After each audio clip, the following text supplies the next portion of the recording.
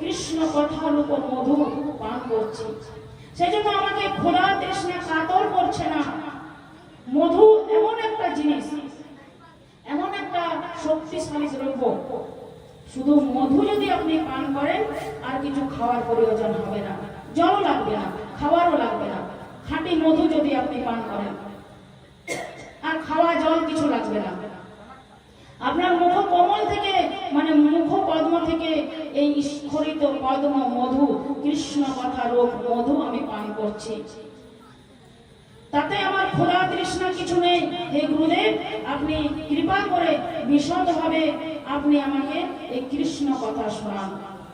আমার সময় তো শেষ, আর তো বেশি সময় নেই, মাত্র 4 দিন, আর 4 দিন মাত্র সময় আছে।